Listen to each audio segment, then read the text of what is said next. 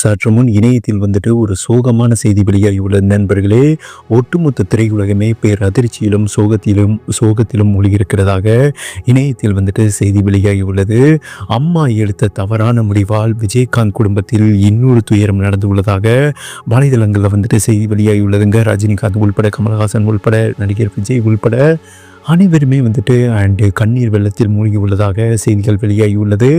என்னதான் நடந்தது? அதாவது கேப்டனோட இளைய மகன் விஜயகாந்தோட இளைய மகன் சண்முக பாண்டியன் விபரீத முடிவை எடுத்துள்ளதாக இணையத்தில் வந்துட்டு செய்தி வெளியாகியுள்ளதுங்க. மருத்துவமனையில் தீவிர சிகிச்சை பிரிவில் மருத்துவர்கள் கண்காணிப்பில் சிகிச்சை பெற்று வருகிறார் என்றும் செய்திகள் வெளியாகியுள்ளது. அந்த செய்தி என்ன, இந்த வீடியோவில் வந்துட்டு பார்க்கலாம்.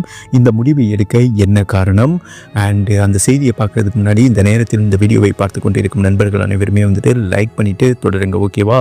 1993 ஆண்டு பிறந்தவர் என்பது குறிப்பிடத்தக்கதுங்க. பிப்ரவரி மாதம், வயது வந்துட்டு 32. இவருக்கு வந்துட்டு சினிமாவில் தான் நடிக்க மிகப்பெரிய ஆசைங்க. அப்பா எப்படி வந்துட்டு சினிமாவில் ஆக்ஷன் ஹீரோவாக உருவெடுத்தாரோ அந்த மாதிரி நம்மளும் ஒரு ஆக்ஷன் ஹீரோவாக தான் வரணும். மேலும் பார்த்தீங்கன்னா தன்னோட அப்பாவோட ஒரு படத்துலையாவது நடிச்சிடணும், அது இவரோட ஒரு மிகப்பெரிய ட்ரீமாக இருந்தது என்பது குறிப்பிடத்தக்கது. எல்லாத்துக்குமே அது ஒரு மிகப்பெரிய ட்ரீமுங்க. விஜயகாந்தோட நடிச்சிடணும். அன்றைய காலகட்டங்களில் இந்த வளர்ந்து வந்த நடிகர்கள் சூர்யாவிலேருந்து விஜயிலேருந்து எல்லாருமே இவரோட நடிச்சு தான் பெரிய ஸ்டாராக வந்தவர்கள் என்பது குறிப்பிடத்தக்கதுங்க. எல்லார் வாழ்க்கையிலையுமே திரைத்துறையில் வந்துட்டு எல்லார் வாழ்க்கையிலையுமே விளக்கேற்றி வைத்தவர் விஜயகாந்த் தான். ஏன் நம்ம சரத்குமார் உள்பட, சரத்குமார்லாம் அடையாளமே தெரியாதுங்க. கேப்டன் பிரபாகரன் அதில் வந்துட்டு அவருக்கு ஹீரோ ரோல் இருந்தது. 2வது ஹீரோ ரோலில் அவர் தாங்க. இத்தனைக்கும் விஜயகாந்தை டாமினேட் பண்ணுற ரோல், ஓகேவா? விஜயகாந்த் உடனே நல்லா இருக்காயா, சூப்பராக இருக்கான், உடம்பை ஃபிட்னஸாக வச்சுருக்கான், அவனே நடிக்கட்டும் அப்படின்னு விஜயகாந்த் ஓகே பண்ணதுக்கப்புறம் தான் செல்வமணி வந்துட்டு ஓகே பண்ணாராமாங்க. இப்படி பல இயக்குநர்களையும் சரி இப்போ தாங்க இளம் இயக்குநர்களுக்கு வந்துட்டு வாய்ப்பு கொடுக்குறாங்க. அது பெரிய ஹிட் அடிக்குது. அன்றைய காலகட்டங்களில் இந்த ரஜினி, கமல்ஹாசன், எம்ஜிஆர், சிவாஜியெல்லாம் என்ன பண்ணுவாங்கன்னு தெரியுமா? அவங்களுக்கு பிடிச்ச ஒரு பெரிய 2 டைரக்டரை வச்சுக்கிடுவாங்க. அவங்களோட தான் பயணம் பண்ணுவாங்க. ஏன்னா இளம் இயக்குநர்களுக்கு வாய்ப்பு கொடுத்தா தோல்வி அடைஞ்சிரும்னு சொல்லிட்டு பயப்படுவாங்க. ஆனால் அந்த ட்ரெண்டை அன்னைக்கே உடைச்சவர் வந்துட்டு விஜயகாந்த் தான். பல இளம் இயக்குநர்களுக்கு வந்துட்டு வாய்ப்பு கொடுத்தவர் வந்துட்டு இந்த மாமனிதன் என்பது குறிப்பிடத்தக்கதுங்க. நல்ல மனிதர், உங்களுக்கே தெரியும். அவர் தயாரிப்பு நிறுவனத்தில் வந்துட்டு தயாரிப்பு நிறுவனம் நடத்தும் போது தான் என்ன சாப்பிடணும் எல்லாருமே வந்துட்டு அந்த சாப்பாடு தான் சாப்பிடணும், கொஞ்சம் மிஸ் ஆனாலும் அடிச்சு போடுவாராமங்க. அந்த மாதிரி ஒரு நல்ல மனிதன். அதனால தான் மக்கள் அவர் வந்துட்டு எதிர்க்கட்சி தலைவராக ஆக்குனாங்க. சேம் டைம் அவர் யாரை எதிர்த்துங்க இந்த அரசியலுக்குள்ளே வந்தார்? கலைஞரை எதிர்த்து தான் வந்தார், ஓகேவா? தன்னோட மிகப்பெரிய கொள்கையே வந்துட்டு திமுக ஆட்சி இருக்கக்கூடாது அப்படின்னு தான் வந்தார். நம்ம அரசியல் பேச வரல, அவரோட கொள்கை அந்த மாதிரி தான் இருந்தது, ஓகேவா? பட் இந்த சூழலில் வந்துட்டு மிக விரைவாக ஏடிஎம்கேவோட சேர்ந்து எதிர்க்கட்சி தலைவரானார். என்ன தவறோ அதை வந்துட்டு வெளிப்படையாக பேசிடுவாருங்க. அந்த பால் விவாதத்தில் வந்துட்டு ஜெயலலிதா முன்னாடி யாருமே அப்படி பேசுனது கிடையாது. கையை கட்டி வாயை மூடிட்டு காலில் விழுந்துருவாங்க. ஆனால் ஆம்பளை சிங்கம் அந்த மனுஷன் அப்படி நாக்க துருத்தி தப்புனா தப்பு தான் அப்படின்னு ஜெயலலிதாவே வந்துட்டு எதிர்த்து பேசினார் பாருங்க. அங்கதான் இவரோட லைஃப் கொஞ்சம் கொஞ்சமா சரிய ஆரம்பித்தது என்றே சொல்லாங்க. அதன் பிறகு இவருக்கு ஏதோ பண்ணிட்டாங்க, அந்த மாதிரி தான் சொல்லணும். ஒரு கொடிய நோய் தாக்கி பேச முடியாமல், கேன்சர் மாதிரி நோய் ஏற்பட்டு ஒன்றுமே பண்ண முடியாமல் ஸ்தம்பிச்சு போயிட்டாருங்க. உயிர் மட்டும்தான் இருந்தது, உடல் வந்துட்டு எந்த அசையுமே இல்லை. ஒரு 10 வருடமாக வந்துட்டு அவங்க போகாத சிகிச்சையே கிடையாதுங்க. அந்த சிகிச்சை பலனின்றி 2024 ஆண்டு காலமானார் என்பது குறிப்பிடத்தக்கதுங்க. நல்ல மனிதர். பட் அவர் சிஎம் ஆயிருந்தார்னா டெஃபினட்டாக ஏதாவது தமிழ்நாட்டில் ஒரு மிகப்பெரிய மாற்றத்தை வந்துட்டு ஏற்படுத்தியிருப்பார் என்பது குறிப்பிடத்தக்கதுங்க. ஓகே, அவர் இறந்த பிறகு வந்த மக்கள் கூட்டம் இன்னவரை அவரோட இறுதி அடக்கம் செஞ்சாங்க இல்லையா, அதை வந்துட்டு கோயிலாக கொண்டாடி வருகிறார்கள் என்பது குறிப்பிடத்தக்கதுங்க. சண்முக பாண்டியனுக்கு அவங்க அப்பா தான் ஒரு மிகப்பெரிய ஹீரோ, ஓகேவா? தன்னோட அப்பா வந்துட்டு யாரை எதிர்த்து அரசியலுக்கு வந்தார்? அவர் அடிக்கடி சொல்லுவாராமா டிஎம்கே ஆட்சி இருக்கக்கூடாது, அந்த மாதிரி சொல்லுவாராமா. அவங்களை எதிர்த்து தான் வந்துட்டு கட்சியை தொடங்கினாருங்க. சேம் டைம் இவர் ஆசாசியாக கட்டின மண்டபத்தையும் இடிச்சிருந்தாங்க. அந்த கோபத்தில் தான் வந்துட்டு இவர் திமுகவை எதிர்த்தார். அந்த மாதிரி சில செய்திகள் வந்துட்டு இணையத்தில் அன்றைய காலகட்டங்களில் போனது, அது உண்மைதான், ஓகேவா? இந்த சூழலில் தான் பிரேமலதா அவர்கள் சமீபத்தில் வந்துட்டு ஒரு முடிவு எடுத்திருக்காங்க. அது அவங்க தனிப்பட்ட முடிவுங்க. கட்சியை காப்பாற்றன்னா வேறு வழியே இல்லை, ஆளுங்கட்சியோட சேர்ந்து தான் ஆகணும். அது அவங்க எடுத்த முடிவு நல்ல முடிவு தான். சேம் டைம் 2 பசங்களும் வந்துட்டு இன்னும் ஸ்டேபிளே கிடையாது, ஒரு சரியான இடத்த வந்துட்டு பிடிக்கல. ஒரு அம்மாவாக வந்துட்டு அந்த கட்சியை காப்பாற்றணும், தன்னை நம்பி வந்திருக்கிற தொண்டர்களை காப்பாற்றணும், சேம் டைம் பார்த்திங்கன்னா நம்ம 2 பசங்களையும் காப்பாற்றணும், நமக்கு இருக்கிற சொத்தையும் பேங்க் பேலன்ஸையும் காப்பாற்றணும். இது வந்துட்டு எந்த ஒரு தாயுமே நினைப்பாங்க. ஓகேவா? அவங்க குடும்பத்தை காப்பாற்றதாங்க அவங்க நினைப்பாங்க. அந்த வியூவில் வந்துட்டு சிந்திச்சு செயலாற்றி உள்ளார்கள் என்றே சொல்லலாம் பிரேமலதா அவர்கள். கணவன் இருக்கிறவரை தான் மரியாதை. அந்த கேப்டன் ஒரு சொல்லுதாங்க இந்த கட்சி இன்னுமே பயணித்து கொண்டிருக்கிறது என்பது குறிப்பிடத்தக்கது. கேப்டன் போன பிறகு இது ஒரு அட்ரஸ் இல்லாத கட்சி தான் தேமுதிக. ஓகேவா?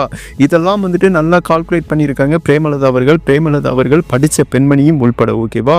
அவங்க என்ன பண்ணிட்டாங்கன்னா, அதாவது தன்னோட கணவனோட கொள்கையை வந்துட்டு மீறிட்டாங்க. யாரை எதிர்த்து சண்டை செஞ்சாரோ அரசியலில், இப்போ அவங்களுடைய வரப்போகிற சட்டமன்ற தேர்தலில் கூட்டணியில் இணைஞ்சிட்டாங்க. அதாவது டிஎம்கே ஆட்சியோட வந்துட்டு இணைஞ்சிட்டாங்கன்னு வைங்களேன். அரசியல் பேச வரலங்க, அவங்க எடுத்த முடிவை பற்றி தான் நான் பேசிக்கிட்டு இருக்கேன். ஓகேவா? இந்த முடிவு இளைய மகனுக்கு வந்துட்டு பிடிக்கவே இல்லைங்க. தன்னோட அப்பாவோட மிகப்பெரிய எதிரி கட்சியே அவங்க தான்.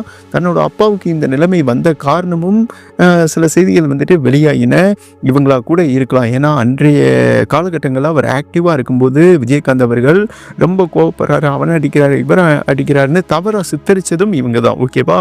இந்த கோபத்தில் தன்னோட அப்பாவோட கொள்கையை வந்துட்டு அம்மா மீறுறாங்களே. அதாவது அம்மா வந்துட்டு அப்பா எதுக்குமே பயப்பட மாட்டார், அந்த ஆண்டவன் இருக்கான். இன்னொன்று வந்துட்டு ஒன்று சொல்லுவாருங்க அடிக்கடி, என் மடியில் வந்துட்டு கனம் இல்லையா, நான் யாருக்கே பயப்படணும், எனக்கு மடியில் பயம் இருந்தால் தான் நான் மற்றவனுக்கு சளி போடணும், கூடு கும்பிடு போடணும். அந்த மாதிரி ஆளுங்க. அதாவது என்ன சொல்கிறது, கரைப்பிடியாத ஒரு மனிதன் என்றே சொல்லலாம். ஆனால் தற்போது கரைப்பிடிகிற சூழல் ஏற்படுது. ஓகேவா? இதுதான் வந்துட்டு விஜயகாந்த் இளைய மகனுக்கு வந்துட்டு பிடிக்கலைங்க. அப்பாவோட கொள்கையை வந்துட்டு அம்மா மீறாங்களே தன்னை பாதுகாக்க.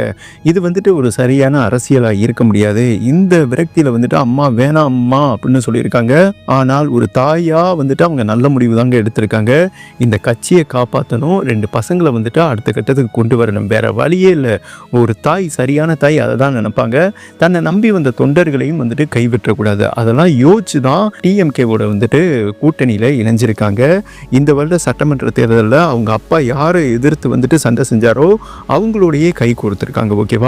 ஒரு தாயா தன்னோட குடும்ப பாதுகாப்புக்காக அவங்க ஒரு நல்ல முடிவு எடுத்திருக்காங்க, கட்சியை காப்பாற்றுறதுக்காண்டி. இந்த முடிவு தான் வந்துட்டு விஜயகாந்த் இளைய மகனுக்கு வந்துட்டு சுத்தமாக பிடிக்காம. மேலும் பார்த்தீங்கன்னா அவருக்கு சகாப்தம், மதுரை வீரன், படைத்தலைவன், கொம்பு சிவி, கடைசியாக வந்த 4 படமே ஒரு மிகப்பெரிய ஃபெயிலியருங்க, தோல்வி. என்னடா நம்ம அம்மா வந்துட்டு நம்மளை நம்பலையோ, 2 பசங்களையுமே நம்பாம தான் இந்த முடிவை வந்துட்டு எடுத்திருக்காங்களோ, இந்த டிப்ரெஷனில். ஏன்னா கேப்டன் டிவியும் போயிருச்சுங்க. அண்ட் விஜயகாந்த் கட்டிய ஆசாசியாக ஒரு பெரிய வீடு கட்டிக்கிட்டு இருந்தார். அந்த வீடையும் கட்ட முடியாத சூழல் ஏற்பட்டு ஜப்திக்கு போயிடுச்சு. ஓகேவா? ஜப்திக்கு போய் அதுக்கப்புறம் பெரிய அரசியல் தலைவர்கள் தான் நல்லா வாழ்ந்த மனிதன் வந்துட்டு கெட்டு போயிடக்கூடாதுன்னு சொல்லிட்டு திரைத்துறையினர் அண்ட் சேம் டைம் பெரிய அரசியல் கட்சி தலைவர்கள் ஜப்தியிலிருந்து அந்த வீட்டை மீட்டு கொடுத்துருக்காங்க. ஆனாலுமே அந்த வீடை கட்ட முடியலை. சேம் டைம் பார்த்தீங்கன்னா திருமணமும் நின்று போச்சு மூத்த மகனுக்கு. இப்படி படமும் தோல்வி. தொடர்ந்து பார்த்தீங்கன்னா இளைய மகன் நடித்த 4 படமே மிகப்பெரிய தோல்வி. இதெல்லாம் கால்குலேட் பண்ணிட்டாங்க. பசங்க வந்துட்டு ஸ்டேபிளாக இல்லை, நம்ம தான் இந்த குடும்பத்தை வந்துட்டு முன்னிறுத்தி கொண்டு போகணும், இந்த வழி இல்லாமல் தான் இந்த முடிவை எடுத்திருக்காங்க. ஆனால் அப்போ எங்களையே நீங்கள் நம்பலையா அப்படின்னு தான் இளைய மகன் வந்துட்டு, வயசும் சின்ன வயசு இல்லையா, அப்பாவோட கொள்கையை வந்துட்டு மீறிட்டீங்க. ஏன்னா அப்பாவோட கண்ணை வந்துட்டு டாட்டு போட்டிருக்காருங்க, உடம்பு பூராமே டாட்டு போட்டிருப்பாரு. அப்பாவை அந்த அளவுக்கு நேசிக்கக்கூடியவர் இன்னைக்கு அப்பாவோட கொள்கையவே வந்துட்டு அம்மா மீறும்போது அவரால் ஏற்றுக்கொள்ள முடியல. சில பல விபரீத முடிவை எடுத்திருக்காருங்க. அந்த முடிவு பார்த்தீங்கன்னா ஒரு உடல்நிலை பின்னடைவு ஆகியிருக்கிறதாகவும், அவரை வந்துட்டு மருத்துவமனைக்கு மிக விரைவாக கொண்டு போய் இருக்கிறதாகவும், தற்போது ஐசியூ வார்டில் வந்துட்டு தீவிர சிகிச்சை பிரிவில் சிகிச்சை பெற்று வருகிறார் என்றும் இணையத்தில் வந்துட்டு செய்தி வெளியாகி உள்ளதுங்க. ரொம்ப அவர் உடல்நிலை பின்னடைவாகிவிட்டது என்றும், மோசமான நிலைக்கு போய்விட்டது என்றும் வலைதளங்களில் வந்துட்டு செய்தி வெளியாகி உள்ளது.